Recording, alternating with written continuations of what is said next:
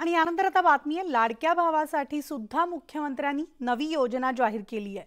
12वी पास तरुणांना दरमहा 6,000 रुपये मिळणार असल्याची घोषणा मुख्यमंत्र्यांनी केलेली आहे। मुख्यमंत्री एकनाथ शिंदे यांनी लाडकी बहीण या योजनेनंतर विद्यार्थ्यांसाठी सुद्धा खास योजनेची घोषणा केली आहे। तर या योजनेअंतर्गत 12वी उत्तीर्ण विद्यार्थ्यांना दरमहा 6,000 रुपये, डिप्लोमा केलेल्या विद्यार्थ्यांना 8,000 रुपये आणि पदवीधर तरुणांना 10,000 रुपये दरमहा स्टायपेंड देण्याची घोषणा केली आहे।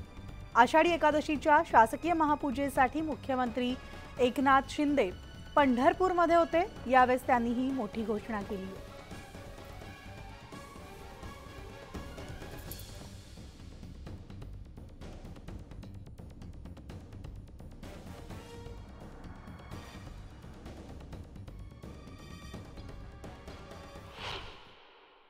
आपण काही लोक म्हणाले लाडकी बहीण तर केलं, लाडका भावाचं काय? मग लाडका भावाचं पण केलं। आता जो 12वी झाला आहे त्याला 6,000, डिप्लोमा झाला आहे त्याला 8,000, डिग्री झाला आहे त्याला 10,000 रुपये महिन्याला।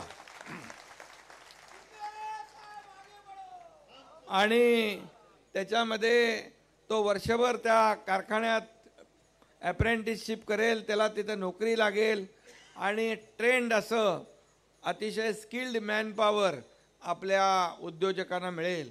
आणि म्हणून ते पैसे जे आहे हे सरकार भरणार आहे अप्रेंटिसशिपचे।